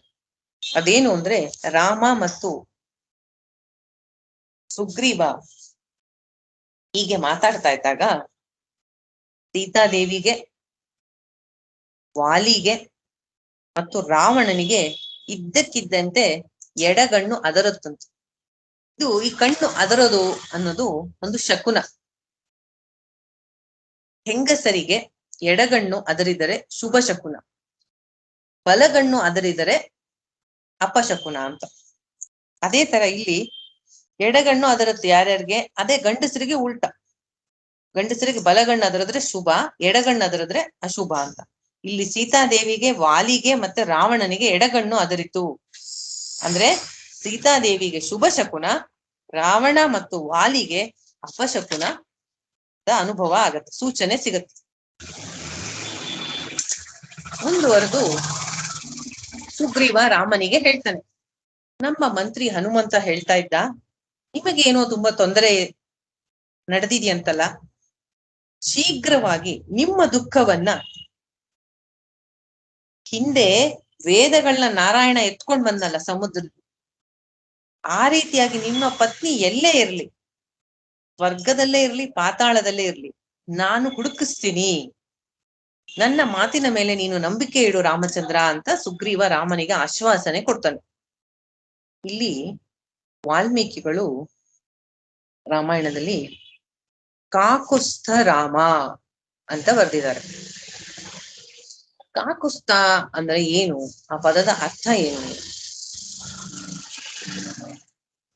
ಅಂದ್ರೆ, ಕಾಕುತ್ ಅಂದ್ರೆ ಏನಂತೆ ಅರ್ಥ ಅಂದ್ರೆ, ಈ ಎತ್ತು ಇರುತ್ತಲ್ಲ, ಎತ್ತು, ಆಕ್ಸ್ ಅಥವಾ ಬುಲ್ ಏನೋ ಅಂತಿರಲ್ಲ, ಆ ಎತ್ತು, ಅದರ ಬೆನ್ನಿರುತ್ತಲ್ಲ, ಬೆನ್ನ ಮೇಲೆ ಒಂದು ಡುಬ್ಬ ತರ ಇರುತ್ತೆ, ಎತ್ತರಕ್ಕೊಂದ್ ಜಾಗ ಇರುತ್ತೆ. ಈ ಸೂರ್ಯ ವಂಶದ ಒಬ್ಬ ರಾಜ ದೇವತೆಗಳು ಮತ್ತು ಅಸುರರು ಯುದ್ಧ ನಡೆಸ್ತಾ ಇರ್ಬೇಕಾದ್ರೆ ದೇವತೆಗಳ ಪರವಾಗಿ ಸಹಾಯ ಮಾಡೋಕೆ ದಶರಥನು ಹೋಗ್ತಾ ಇರ್ತಾನ. ಆ ತರ ಹಿಂದಿನ ಒಬ್ಬ ರಾಜ ಆ ಯುದ್ಧದಲ್ಲಿ ಎತ್ತಿನ ಆ ಕಾಕುತ್ ಅಥವಾ ಆ ಬೆನ್ನಿನ ಮೇಲೆ ಇರ್ತಕ್ಕಂತ ಒಂದು ಎತ್ತರವಾದ ಜಾಗ ಇರುತ್ತಲ್ಲ ಬೆನ್ನಲ್ಲಿ, ಅದಕ್ಕೆ ಅವನಿಗೆ ಇನ್ನೆಲ್ಲೂ ಸಿಗ್ಲಿಲ್ವೋ ಏನೋ, ಅದ್ರ ಮೇಲೆ ನಿಂತು ಯುದ್ಧ ಮಾಡಿ ದೇವತೆಗಳಿಗೆ ಸಹಾಯ ಮಾಡಿರ್ತಾನೆ. ಆದ್ರಿಂದ ಆ ವಂಶಕ್ಕೆ ಅದು ಕಾಕುಸ್ಥ ಅಂತಾರೆ. ಅದನ್ನ ಆ ವಂಶದಲ್ಲಿ ಹುಟ್ಟಿರೋದಕ್ಕೆ ಕಾಕುಸ್ಥ ರಾಮ. ಇಬ್ಬರ ಸ್ನೇಹ ಆಗತ್ತೆ, ಒಬ್ಬರಿಗೊಬ್ಬರು ಆಶ್ವಾಸನೆಗಳನ್ನ ಕೊಡ್ತಾರೆ, ಇಬ್ಬರಿಗೂ ಸಮಾಧಾನ ಆಗತ್ತೆ. ಆಗ ಇದ್ದಕ್ಕಿದ್ದಂಗೆ ಸುಗ್ರೀವನಿಗೆ ಒಂದು ಮಾತು ನೆನಪಾಗತ್ತೆ. ಇತ್ತೀಚೆಗೆ ಸ್ವಲ್ಪ ದಿನದ ಹಿಂದೆ ಒಂದು ಘಟನೆ ನಡೀತು ರಾಮ. ನಾವೆಲ್ಲ ವಾನರರು ಐವರು ಅದೇ ಅವನು ಮತ್ತು ಅವನ 4 ಜನ ಮಿನಿಸ್ಟರ್ಗಳು ಇದೇ ಶಿಖರದ ಮೇಲೆ ಕೂತಿದ್ವಿ. ಇದ್ದಕ್ಕಿದ್ದಂತೆ ಆಕಾಶದಲ್ಲಿ ಒಬ್ಬ ರಾಕ್ಷಸ ಒಬ್ಬ ಸ್ತ್ರೀಯನ್ನ ಎಳ್ಕೊಂಡು ಹೋಗ್ತಾ ಇದ್ದ. ಅವನು ಬಹಳ ಶಕ್ತಿಶಾಲಿಯಾಗಿದ್ದ, ಕ್ರೂರವಾಗಿದ್ದ. ಆದರೆ ಅವನ ಜೊತೆ ಇದ್ದ ಸ್ತ್ರೀ ತುಂಬಾ ದೀನಳಾಗಿ ರಾಮ ಲಕ್ಷ್ಮಣ ಅಂತ ಕೂಗ್ತಾ ಇದ್ಲು. ಅವನಿಂದ ತಪ್ಪಿಸ್ಕೊಳಕ್ಕೋಸ್ಕರ ಅವಳು ಒದ್ದಾಡ್ತಾ ಇದ್ಲು. ತುಂಬಾ ಸುಂದರವಾಗಿ ಇದ್ಲು, ಕೂಗ್ತಾ ಇದ್ಲು, ರಾಮ ಲಕ್ಷ್ಮಣ ಅಂತ ಕೂಗ್ತಿದ್ಲು. ನೀನು ಹೇಳ್ತಾ ಇರೋದು ನೋಡಿದ್ರೆ ಅವಳೇ ಸೀತೆ ಇರಬೇಕೆ ಅಂತ ಕೇಳ್ತಾನೆ ಸುಗ್ರೀವ. ನಾವು ಅವಳನ್ನ ನೋಡಿದ್ದೆವು, ನಾವು ಯಾರಿದು ಹಿಂಗ್ ಕೂಗ್ತಾ ಇರೋದು ಅಂತ ನಾವು ತಲೆ ಎತ್ತಿ ನೋಡಿ ಅಚ್ಚರಿ ಪಡ್ತಾ ಇರ್ಬೇಕಾದ್ರೇನೆ ಅವಳು ಮೇಲಿಂದ ಒಂದು ಪೀತ ವಸ್ತ್ರ ಅಂದ್ರೆ ಒಂದು ಯೆಲ್ಲೋ ಕಲರ್ ಕ್ಲಾತ್, ಒಂದು ಪುಟ್ಟ ಗಂಟನ್ನ ಮೇಲಿಂದ ಎಸೆದ್ಲು. ಅದರಲ್ಲಿ ಅವಳ ಕೆಲವು ಆಭರಣಗಳನ್ನ ಕಟ್ಟಿ ಎಸ್ದಿದ್ಲು. ಅವಳು ನಮ್ಮನ್ನ ನೋಡಿದ್ಲು. ನಾವು ಹೇಗಾದ್ರೂ ವಿಷಯವನ್ನ ನಿನಗೆ ತಿಳಿಸ್ಬೇಕು ಅನ್ನೋ ಯೋಚನೆಯಿಂದನೇ ಹೀಗ್ ಮಾಡಿರ್ಬೋದಾ? ಆದ್ರೆ ರಾಮ, ಅವಳು ಏನು ಎಸದ್ಲೋ ಆ ಆಭರಣಗಳ ಗಂಟು, ಅದನ್ನ ಹಂಗೇ ತೆಗೆದು ಸೇಫ್ ಆಗಿ ಇಟ್ಟಿದ್ದೀನಿ, ಈಗ ತರ್ತೀನಿ ನೋಡು, ನಿಂಗ್ ತೋರಿಸ್ತೀನಿ. ಈ ಆಭರಣಗಳು ಸೀತೆಯದೋ ಅಲ್ಲವೋ ನೀನೇ ನೋಡಿ ಹೇಳು ಅಂತ ಹೇಳಿ ಹಾರಿ ನೆಗೆದು ಹತ್ರ ಇರೋ ಗುಹೆಗೆ ಹೋಗ್ತಾನೆ. ಹೋಗಿ ಅಲ್ಲಿಂದ ಗಂಟನ್ನ ತಂದು ರಾಮನ ಮುಂದೆ ಇಡ್ತಾನೆ. ರಾಮನಿಗೆ ಆ ವಸ್ತ್ರದ ಗುರುತು ಹತ್ತುತ್ತೆ. ಇದು ಸೀತೆಯದೇ, ಅವಳ ಪೀತಾಂಬರದ ತುಂಡು ಇದು. ರಾಮನ ಕೈ ನಡುಗ್ತಾ ಇರುತ್ತೆ. ನಡುಗು ಕೈಯಿಂದ ಗಂಟನ್ನ ಬಿಚ್ತಾನೆ.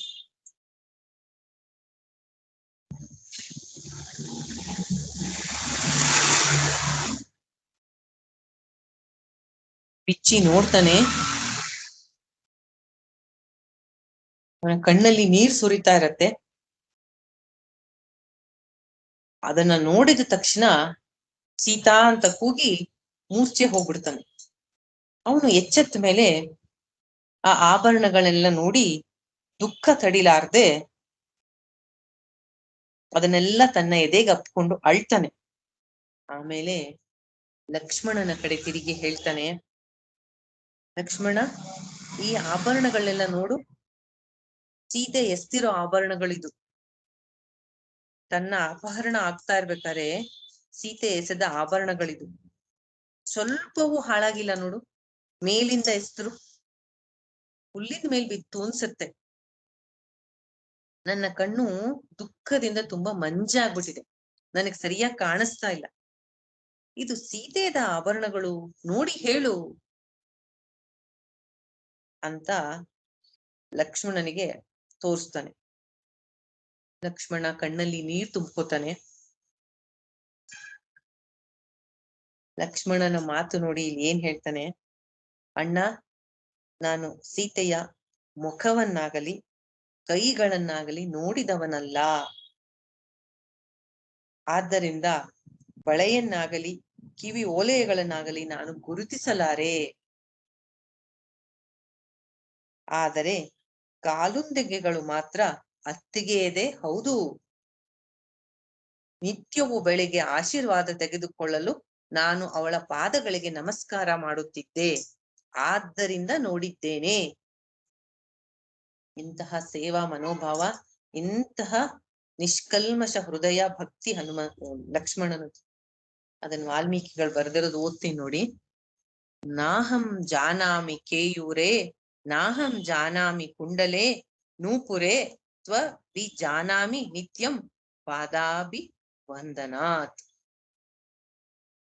ನಾಹಂ ಜಾನಾಮಿ ಕೇಯೂರೇ, ನಾಹಂ ಜಾನಾಮಿ ಕುಂಡಲೆ. ಕೇಯೂರ ಬಳೆಗಳು, ಕುಂಡಲೆ ಅಂದ್ರೆ ಕಿವಿಗೆ ಹಾಕಿರೋದು. ನೂಪುರೇ ತ್ವ ವಿ ಜಾನಾಮಿ ನಿತ್ಯಂ ಪಾದಭಿ ವಂದಿತಂ. ಆದ್ರೆ ಕಾಲುಂದೆಗೆಗಳು ಅಂದ್ರೆ ಕಾಲಿನ ಗೆಜ್ಜೆ ಅಂತಾನೂ ಆಗತ್ತೆ, ಕಾಲುಂದೆಗೆ ಅಂತಾನೂ ಆಗತ್ತೆ. ಆದ್ರಿಂದ ದಿನ ನಮಸ್ಕಾರ ಮಾಡ್ತಿದ್ನಲ್ಲ, ಆದ್ರಿಂದ ನನಗೆ ಗೊತ್ತು ಅಂತ ಹೇಳ್ತಾನೆ ಲಕ್ಷ್ಮಣ. ದೀನನಾಗಿ ದೈನ್ಯದಿಂದ, ಸುಗ್ರೀವ, ಸೀತೆಯನ್ನು ನೀನ್ ಹೇಗ್ ನೋಡ್ದೆ? ಕ್ರೂರವಾದ ರಾಕ್ಷಸ ಅವಳನ್ನ ಯಾ ಕಡೆ ಕರ್ಕೊಂಡು ಹೋಗ್ತಿದ್ದ? ಅವನು ಇರೋದೆಲ್ಲಿ? ಅವನಿಗೊಬ್ಬನಿಗೋಸ್ಕರವಾಗಿ ಇಡೀ ರಾಕ್ಷಸ ಕುಲವನ್ನು ನಾನು ನಾಶ ಮಾಡ್ಬೇಕಾಗಿದೆ. ಅವನು ತನ್ನ ಮೃತ್ಯುವಿನ ಬಾಗಿಲನ್ನ ತಾನೇ ತಕ್ಕೊಂಡಿದ್ದಾನೆ. ಆ ಪಾಪಿ ಎಲ್ಲಿದ್ದಾನೆ ಹೇಳು? ಅವನನ್ನು ಈಗಲೇ ನಾನು ನಾಶ ಮಾಡ್ತೀನಿ ಅಂತ ವಿಧವಾಗಿ ರಾಮಚಂದ್ರ ಪ್ರಲಾಪನೆ ಅಂದ್ರೆ ದುಃಖ ಪಡ್ತಾನೆ. ರಾಮನ ಈ ದುಃಖವನ್ನ ನೋಡಿ ಸುಗ್ರೀವನಿಗೂ ಕಣ್ಣಲ್ಲಿ ನೀರ್ ಬರುತ್ತೆ. ಆಗ ಅವನು ಹೇಳ್ತಾನೆ, ರಾಮ, ಅವನು ರಾಕ್ಷಸ ಎಂಬುದನ್ನು ಬಿಟ್ರೆ ನಂಗೆ ಅವನ ಬಗ್ಗೆ ಏನೂ ಗೊತ್ತಿಲ್ಲ. ಅವನು ಯಾರು, ಯಾರ ಮಗ, ಅವನ ಶೌರ್ಯ ಎಂತಹದು, ಅವನು ಇರೋದೆಲ್ಲಿ, ಇದು ಯಾವುದೂ ನನಗ್ ಗೊತ್ತಿಲ್ಲ. ಒಂದೇ ಕ್ಷಣ ನಾನು ನೋಡಿದಾಗ ನಂಗೆ ಗೊತ್ತಾಯ್ತು ಅವನು ರಾಕ್ಷಸ ಅಂತ ಮಾತ್ರ ನಾನು ಗ್ರಹಿಸ್ತೆ, ಅಂದ್ರೆ ಅರ್ಥ ಮಾಡ್ಕೊಂಡೆ. ಅವಳು ನಿನ್ನ ಹಾಗೂ ಲಕ್ಷ್ಮಣನ ಹೆಸರನ್ನು ಕರೆಯುತ್ತಿದ್ದು ನೆನಪಿದೆ ನನಗೆ. ಅವಳು ರಾಮ ಲಕ್ಷ್ಮಣ ಅಂತ ಕೂಗ್ತಿದ್ಲು, ಅದೊಂದು ನೆನಪಿದೆ ನಂಗೆ. ಆಗ ನನಗೆ ನಿನ್ನ ಪರಿಚಯ ಇರ್ಲಿಲ್ವಲ್ಲ. ಈಗ ಗೊತ್ತಾಗ್ತಾ ಇದೆ ಅವಳು ಸೀತೆ ಇರಬೇಕು ಅಂತ. ಆದ್ರೆ ರಾಮ, ನೀ ದುಃಖಿಸ್ಬೇಡ. ನಿನ್ನ ಈ ದುಃಖಕ್ಕೆ ಪರಿಹಾರ ಖಂಡಿತ ಆಗತ್ತೆ. ಬೇಗನೆ ಸೀತೆ ನಿನ್ ಹತ್ರ ಬರ್ತಾಳೆ. ನಿನಗೇ ಎಲ್ಲಾ ತಿಳುವಳಿಕೆ ಇದೆ, ನಿನಗೆ ನಾನು ಉಪದೇಶ ಮಾಡ್ಬೇಕಾಗಿಲ್ಲ ಅಂತ ಹೇಳ್ತಾನೆ. ರಾಮ, ನೀನ್ ದುಃಖ ಪಡಬೇಡ, ಈ ಧೈರ್ಯವಾಗಿ ಆಶಾವಾದಿಯಾಗಿರು. ನಿನಗೆ ನಾನು ಸ್ನೇಹಿತ ಅಲ್ವಾ, ಆದ್ರಿಂದ ನಾನು ನಿನಗೆ ಕೆಲವು ಬುದ್ಧಿ ಮಾತನ್ನ ಹೇಳಿದೀನಿ, ಧೈರ್ಯವಾಗಿರು ಅಂತ ಸ್ನೇಹದಿಂದ ರಾಮನ ಮನಸ್ಸಿಗೆ ಸುಗ್ರೀವ ಎಷ್ಟೋ ಸಮಾಧಾನದ ಮಾತುಗಳನ್ನ ಆಡ್ತಾನೆ. ರಾಮನಿಗನ್ಸತ್ತೆ, ಇಷ್ಟು ದಿನ ನಂಗೆ ದುಃಖದಲ್ಲಿ ಪಾಲ್ಗೊಳ್ಳೋಕೆ ಇದ್ದಿದ್ದೆ ಲಕ್ಷ್ಮಣ ಒಬ್ಬ, ಈಗ ನನಗೆ ನನ್ನ ಭಾವನೆಗಳನ್ನ ಹೇಳ್ಕೊಳಕ್ಕೆ ಹೊಸ ಸ್ನೇಹಿತ ಸಿಕ್ಕದ. ಆಗ ರಾಮ ಹೇಳ್ತಾನೆ ಸುಗ್ರೀವನಿಗೆ, ನೀನು ಹೇಳಬೇಕಾದಂತ ಮಾತನ್ನೇ ಹೇಳಿದ್ಯಪ್ಪ, ನೀನು ನಿಜವಾದ ಫ್ರೆಂಡ್, ನನಗೆ ಗೆಳೆಯ. ನಿನ್ನ ಪ್ರೀತಿಯ ಮಾತುಗಳಿಂದ ನನಗೆ ಎಷ್ಟೋ ನೆಮ್ಮದಿ ಆಯ್ತು. ನಿನ್ನಂತ ಸ್ನೇಹಿತ ಸಿಗೋದು ಅಪರೂಪ. ಸೀತೆಯನ್ನು ಎತ್ಕೊಂಡು ಹೋಗಿರ್ತಕ್ಕಂಥವನು ರಾವಣ ಅಂತ ರಾಮನಿಗೆ ಗೊತ್ತಿರುತ್ತೆ. ಜಟಾಯು ಹೇಳಿರ್ತಾನಲ್ಲ ರಾಮನಿಗೆ, ಅದನ್ನ ಅವ್ನು ಸುಗ್ರೀವನಿಗೆ ಹೇಳ್ತಾನೆ. ನಿನ್ನನ್ನೇ ನಂಬ್ಕೊಂಡಿದೀನಿ, ನೀನ್ ಏನ್ ಮಾಡಿ ಸೀತೆ ಎಲ್ಲಿದ್ದಾಳೆ ಅಂತ ಕಂಡಿಡಿತ್ಯಾ ಅಂತ ಸುಗ್ರೀವನನ್ನ ಕೇಳ್ತಾನೆ. ಮತ್ತೆ ಸುಗ್ರೀವನಿಗೆ ಹೇಳ್ತಾನೆ ರಾಮ, ನಾನು ಮಾತು ಕೊಟ್ಟ ಮೇಲೆ ತಪ್ಪೋದಿಲ್ಲ, ಸತ್ಯವನ್ನಲ್ಲದೆ ಬೇರೆ ಯಾವ ಮಾತನ್ನು ನಾನು ಆಡೋದಿಲ್ಲ. ನಿನಗಾಗಿ, ನಿನ್ನ ಸಂತೋಷಕ್ಕಾಗಿ ನಾನು ಏನು ಮಾಡಲಿ ಅಂತ ರಾಮ ಕೇಳ್ತಾನೆ. ರಾಮನ ಮಾತು ಸುಗ್ರೀವನಿಗೆ ರೋಮಾಂಚನ ಆಗತ್ತೆ. ನನ್ನ ಕನಸು ನಿಜ ಆಯ್ತು, ಇಷ್ಟು ವರ್ಷ ನಾನು ಕಷ್ಟಪಟ್ಟಿದ್ದು, ನನ್ನನ್ನೊಬ್ಬ ಉದ್ಧಾರ ಮಾಡೋನ್ ಸಿಕ್ಕದ, ಇನ್ನು ನನ್ನ ಕಷ್ಟಗಳೆಲ್ಲ ಕೊನೆ ಆಯ್ತು. ನಿನ್ನ ಒಂದು ಸಹಾಯ ಇದ್ರೆ ಸ್ವರ್ಗ ಲೋಕವನ್ನೇ ಬೇಕಾದ್ರೂ ಪಡಿಬೋದು, ಈ ಭೂಮಿಯ ಮೇಲಿಂದ ಒಂದು ಸಣ್ಣ ಕಪಿರಾಜ್ಯ ಪಡ್ಕೊಳ್ಳೋದ್ರಲ್ಲಿ ಏನ್ ದೊಡ್ಡದು ಹೆಚ್ಚುಗಾರಿಕೆ ಇದೆ. ನಿನ್ನಂತ ಮಹಾಪುರುಷ ನನಗೆ ಸ್ನೇಹಿತನಾಗಿ ಸಿಕ್ಕಿದನಲ್ಲ, ಅದು ನನಗೆ ದೊಡ್ಡ ಮರ್ಯಾದೆ, ನಾನಿದನ್ನ ಎಂದಿಗೂ ಮರೆಯಲ್ಲ. ಆದರೂ ನನ್ನ ಬಗ್ಗೆನೂ ನಾನು ಹೊಗಳ್ಕೋತಿದ್ದೀನಿ ಅಂತ ಅನ್ಕೋಬೇಡ. ನಾನು ನಿನಗೆ ಸ್ನೇಹಿತನಾಗಿ ಮಾತು ಕೊಟ್ಟಿದ್ದೀನಿ ಅಂದ್ರೆ ನಾನು ಅದನ್ನ ಈಡೇರಿಸ್ಕೊಟ್ಟೆ ಕೊಡ್ತೀನಿ ಅಂತ ಸುಗ್ರೀವ ರಾಮನಿಗೆ ಸಮಾಧಾನವನ್ನ ಹೇಳ್ತಾನೆ. ಇಬ್ಬರು ಹೀಗೆ ಒಬ್ಬರಿಗೊಬ್ಬರು ಸ್ನೇಹದಿಂದ ಪ್ರತಿಜ್ಞೆಗಳನ್ನು ಮಾಡಿ ಸಹಾಯವನ್ನ ಒಬ್ರಿಗೊಬ್ರು ಮಾಡ್ತೀವಿ ಅಂತ ವಚನವನ್ನ ಕೊಡ್ತಾರೆ. ಇಬ್ರು ಹೀಗೆ ಎಷ್ಟೋ ಹೊತ್ತು ಮಾತಾಡ್ತಾ ಇರ್ತಾರೆ. ಸೀತೆಯ ಆಭರಣಗಳನ್ನೆಲ್ಲ ನೋಡಿದ ರಾಮನ ಮನಸ್ಸಿಗೆ ಸಮಾಧಾನ ಆಗಿರುತ್ತೆ. ಸ್ವಲ್ಪ ಇಲ್ಲಿಂದ ಮುಂದೆ ರಾಮ ಲಕ್ಷ್ಮಣರಿಗೆ ವಾಲಿಯ ವೃತ್ತಾಂತವನ್ನ ಸುಗ್ರೀವ ಹೇಳ್ತಾನೆ.